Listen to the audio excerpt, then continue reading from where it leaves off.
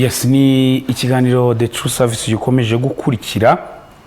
Ni ikiganiro kandi tugaruka nyine mu masekiteri atandukanye muri services zitandukanye. Impamvu yabyo kugira ngo turusheho kwimakaza umuco wo gutanga service nziza mu buzima bwacu bwa buri munsi, mu kazi kacu ka buri munsi. Impamvu z'ubuzima bwacu bwa buri munsi no kugira ngo bitugiyemo, kuko kwakira umuntu neza biva mu mutima ukeye, umutima umeze neza. Muri service waba urimo izarizo zose, kumva ngo nakarushijeho kwakira uno muntu neza gute ku kihe kigero nakabikoze indangagaciro zanjye za kanyoboye umunsi ku munsi kugira ngo bigendanemo neza n'uyu muntu. Icyo tugiye kugaruka mu gace kacu kanyuma, tugiye kora kuri service zo gucuruza no kuranga imitungo itimukanwa ariko bikorewe ku buryo bw'ikoranabuhanga. Burya muri business ugomba kuvuga ngo ni nagakoze ibiki byorohereza abantu bagana service zanjye kugira ngo zirusheho kwandikira neza, zirusheho kubanogera kandi mu buryo utabaruhije. Kwa kundi naba nicare muri office hakina service nkayibona, atari kwa kundi ngo ndinde kwiruka ngenda, abo byose nkabisanga ku ikoranabuhanga. Twabonye ko ikoranabuhanga kandi ryihutisha service. Ntago rigeye muri karukanya rero ndi kumwe na Ayivugiye Flora, akaba ari uhagarariye ikigo cyitwa Nzuri Business Group Limited, akaba bakora zimwe muri zino service. Tubaha ikaze mu kiganiro cyacu The True Service. Flora, urakoze cyane. Yes, imitsi myinshi guys. Yes, ngira ngo wumvishe icyo tugiye kurwa kudufashe ko turebe service dusanga muri kino kigo cyanyu, ariko n'ubwo buryo dutekereza kubishyira ku ikoranabuhanga tubihuza muri rusange. Muri rusange ikigo cyacu cyongera ngo abantu benshi bamaze kukimenya, ni Nzuri Business Group Limited. Yes.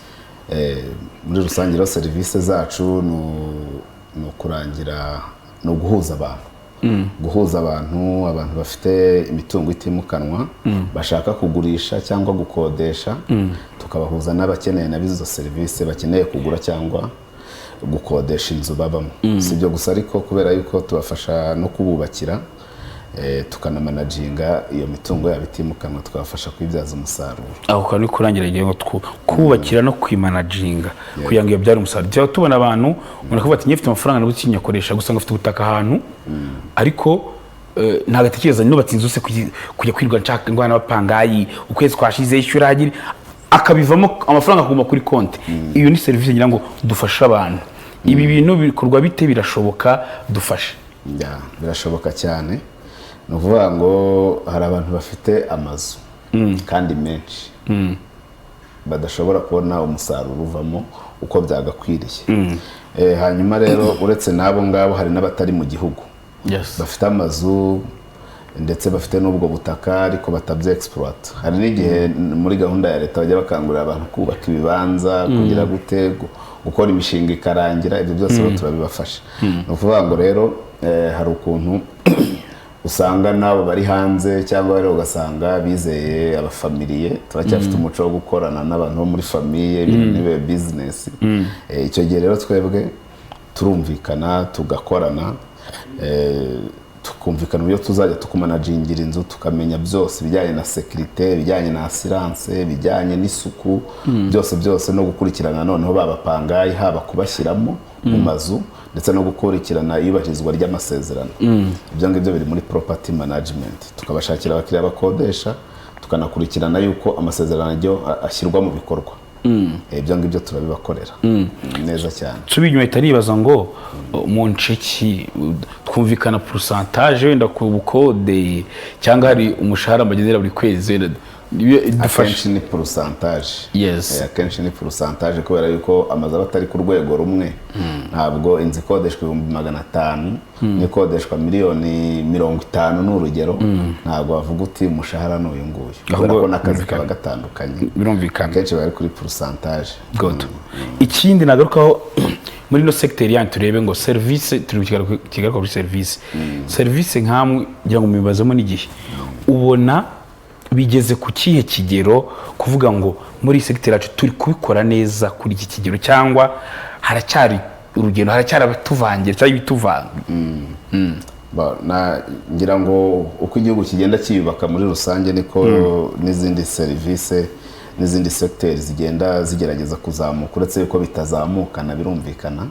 nk'igice cyacu kiri mu bice navuga ko byari biri inyuma cyangwa se na n'ubu ngubu hakirimo akazi kenshi cyane cyane muri serivisi za brokerage abo bakunze kwita abakomisiyoneri. Ubwo nanjye niyo mpamvu ni kwagakoze iki kugira ngo bari abantu ubu rero navuga yuko ubu ngubu hari gahunda ya leta yo kudufasha kugira ngo bijye ku murongo cyane cyane ko ubu ngubu dufite nk'urugaga twibumbiyemo rwitwa rwa REB.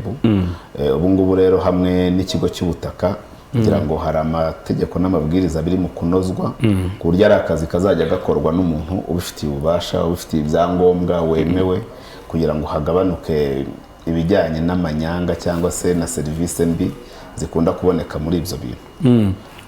Ariko tugasubira inyuma tugasanga hari burya iyo tuvuze ngo abamamyi harabaho icyuha abo bamamyi cyangwa abo nyine abo bamamyi batabikora kinyamwuga nyamwe dukoresha terime karabamamyi. Abo bantu baho icyuho ni twebwe tubaha akazi. Nkatekereza navuga ngo aho kugana ikigo ninjya muri nzuri ubu ngubu barampenda baranca gute n'urugero ninjya uyu arampenda kuko abikora nyine kinyamwuga kacake wa muntu hari ku ruhande ugasanga umuntu murazungukanya amafaranga umuhaye ushaka gusanga nabaye na menshi ariko kwera ya myumvire iri muri twebwe duhinduye myumvire ntitubagane bacika nabwo bakajya mu rugaga bakabikora kinyamwuga. Iyo tukira aho ngaho icyo wabwira izo mpande ebyiri yaba ariko tugifite iyo myumvire tuduha icyo abo bantu nabo muri rusange. Icyo nababwira rero wenda ngarutse kuri twebwe kuri nzuri ubu ngubu dusa naho twabiboneye umuti. Ubundi navuga yuko muri rusange abakiriya ntago badukunda ntago bakunda abakomisiyoneri babakunda mu gihe bagiye gutangira na deal nibwo badukunda. Mu gihe ari kugusaba serivisi ndangira inzu yo kugura imeze gutya na gutya n'icyo aba yumva kugiye kumufasha na wa wundi ushaka kumugurishiriza nyabuneka nshakira umukiriya ndamukeneye bihutirwa n'iki. Iteka rero duhora mu makese y'abantu batwambuye y'abantu baduciye inyuma. Iyo byageze ku mafaranga deal irangiye usanga abantu batangiye kurebana nabi ntago nzi impamvu umuntu ariko ateye. Ubu rero kubera ko ibyo twamaze kubibona yuko abantu akenshi bakunze kugongana niyo mpamvu ubu twazanye systeme ubu ngubu mu buryo bw'ikoranabuhanga ku buryo wowe ufite inzu ushaka kugurisha cyangwa gukodesha ushobora kujya kuri website yacu yitwa nzuri www.nzuri.rawa ukajyaho wakoresha telefone wakoresha mudasobwa ujyaho warangiza ugafungura website ugashyiramo ibyo bagusaba byose ugafungura account ni form ubundi ukuzuza form irimo hanyuma ugashyiramo amafoto bisaba kuba ufite amafoto afotoye neza nubwo wayafotoza telefone ariko ifotora neza hanyuma ugashyiraho details z'inzu yawe ukayivuga uko ushaka kuyivuga uko imeze noneho ugashyiraho na contact zawe n'ibiciro n'igiciro byose ubishyiraho na contact. Icyo gihe rero umukiriya abazabibona abakiriya ubu turi kugerageza kuyimenyekanisha umukiriya abazayibona hanyuma yayishima mu mazu yagiye areba niba ashaka iyo kugura iri muri range y'amafaranga afite niba ashaka yo gukodesha akaguhamagara. Si ngombwa yuko twebwe tuba duhari cyangwa tunabamenya ni system ibikora akaguhamagara mukumvikana mugahura mukagura. Ni nyine umutungo wishyiriraho. Tukiraho ngahita ntekereza twakungukira he ndavuga nkamwe mwakungukira kurumva ko ni nka gutya Facebook ikora gufura account yes mwe ngakungukira tukiraho. Twebwe rero ahantu twakungukira kimwe cyo nuko twifuza ko abantu babimenya bikagera kure ni system cyashya. Ahantu rero twakungukira ni heshye nyiri wa mutungo wawushyizeho wa undugurisha cyangwa ukodesha. Umukiriya uzagafungura web akagenda scrolling areba amazi ariho ntabwo ahita abona nimero za nyiri umutungo. Iyo ashatse kureba contact za nyiri umutungo ashaka kumuvugisha nuko aba yabaye interesse n'umutungo yabonye.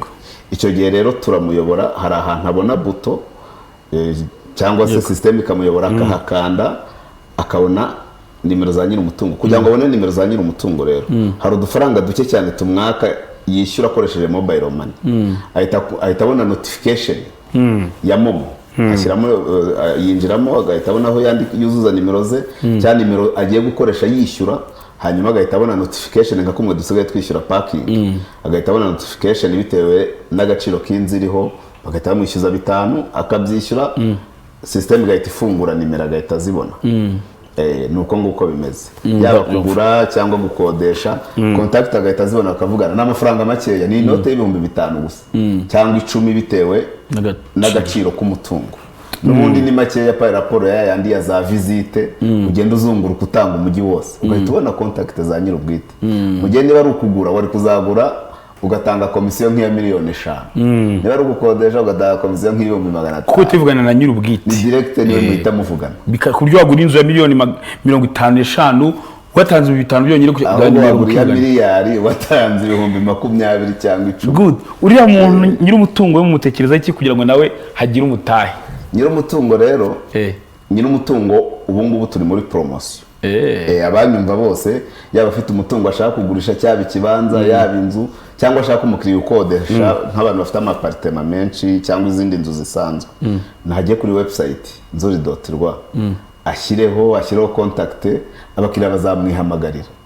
Good. Icyo ni kimwe. Noneho rero ubu turi muri promotion, we n'ubuntu nashyira umutungo we ku isoko bazamwihamagarire tutiriwe tugumya nyine tugongana komisiyo.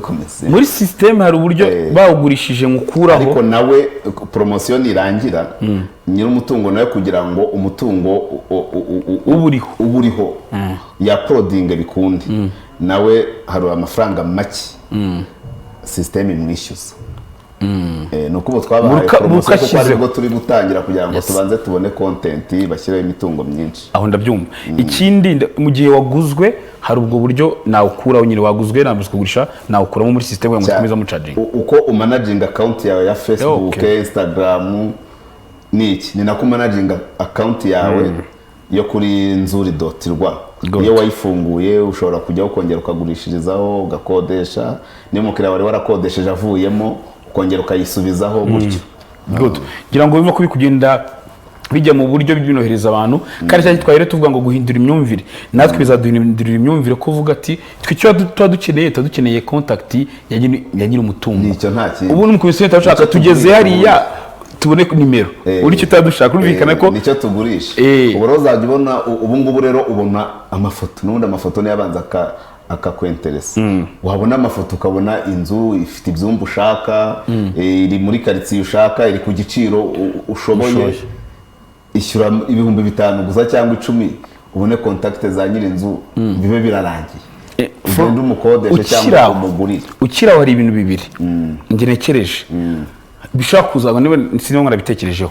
Hari uburyo bubiri umukomisiyoneri bakoraga, ugasanga inzu ugendesha ku miliyoni 50, umukomisiyoneri gataza ko batoka inzu yanjye gushakira umukiri wakereka ashyira ku miliyoni 60, agashaka 60 yaza ngira iki akama 60 ngo 10 nkariha umukomisiyoneri.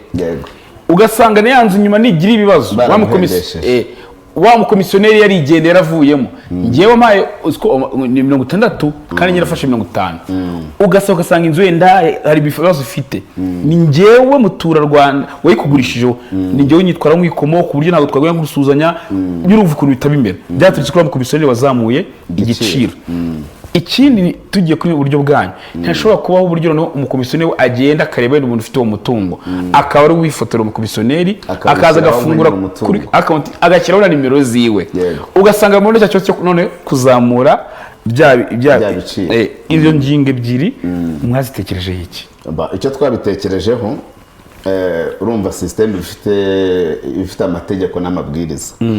No kuvuga ngo muri regulations hariho yuko ni ihame yuko umutungo ushyirwaho na nyirawo, kandi mu mategeko ahana y'u Rwanda, si no mu Rwanda gusa, kwiyitirira ikintu cyundi ibyo byose birimo muri regulations za system. Wagenda ukabisoma amategeko n'amabwiriza yacu. Kwiyitirira umutungo utari uwawe ni icyaha gihanwa n'amategeko. Bivuze ngo rero igihe byazagaragara ko wiyitiriye umutungo utari uwawe ni RIB. Ikirenze kuri icyo rero kandi no mu mabwiriza yacu harimo yuko iyi system ntabwo ikuraho uburyo busanzwe bwo kugura, process isanzwe yo kujya kwa noteri yo kuverify ibyangombwa yo kureba ko mu butaka nta kibazo bufite cyangwa se yo gukodesha. ni ukuvuga ngo rero niba ugiye guhura n'umuntu ugiye kumwishyura jya ubanza aguhe icyangombwa, aguhe irangamuntu, mujye kwa noteri abafashe kubiverifiya.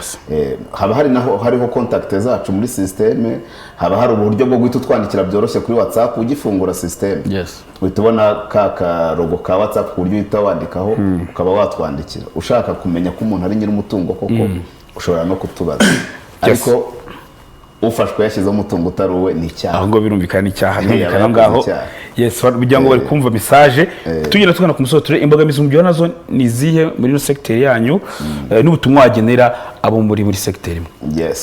Imbogamizi muri iyi secteur muri rusange muri real estate cyane cyane kuri parti y'abo twita abakomisiyoneri, imbogamizi ni nyinshi. Haracyarimo kutizerana hagati yacu n'abakiriya, yaba bagurisha, yaba bagura, bakodesha.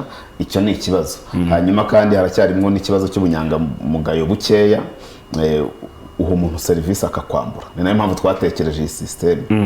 Akenshi uba ufite abantu ukaba waramweretse inzu, waramujyanye, munafitanye n'amasezerano, yaraguhaye akazi ngo umugurishirize, ukazageraho ugasanga umukiriya wawe yarayiguze, mufitanye kontora, wenda umukiriya yarakwishyuye ariko nyiri inzu yarakwambuye. Niyo mpamvu rero twatekereje ikintu kitaduhuza nabo cyane, bajye bikoranira. Icyo rero ni kimwe. Ikindi ngo bumwe agatukisha bose, ni cya kibazo nyine cy'ubunyangamugayo bukeya, akajagari iki, ariko hamwe na leta n'ikigo cy'ubutaka nibyo nahoze mvuga n'urugaga rwacu rwa REB biri kugenda bifata inzira. Icyo nashishikariza rero abantu muri rusange badukurikiye bari kureba iki kiganiro cyangwa se bazakibona, ni ukugana nzuri.rwa. Ni ukwandika wa3, ni ukwandika wa3 akadomo nzuri rayera ni eri ngufiya, hanyuma akadomo rawa cyangwa akadomo rwa, hanyuma noneho ukigurishiriza, ukikodeshereza, ugafungura account ukabonaho ibintu byose, ugakora aferi yawe, ukagurisha cyangwa ugakodesha, utaje kudukenera twebwe abakomisiyoneri ngo tuguteshe umutwe, tukwake visite, tukwereke n'ibyo udashaka. Ni uburyo bwo kugabanya n'uburyo bwo kugabanya depense. N'uburyo bwo kugabanya depense. Reka mbashimire kuba mwitero kino kiganiro fora guturuka muri Nzuri, kandi kubizo no gufasha abaturarwanda kugira ngo babashe kubona service neza. Murakoze cyane. N'abanyamahanga ariko abanyamahanga rwose urumva system irakora ku isi hose. Uri muri Amerika yaguriraho, aho waba uri hose ku isi. Twasaba yuko abantu bakurikira iki kiganiro bajya babisharinga bikagera kure, kugira ngo dushobore kubaka igihugu mu buryo nyine bw'ikoranabuhanga, serivisi tuzinoze neza. Urakoze cyane nawe.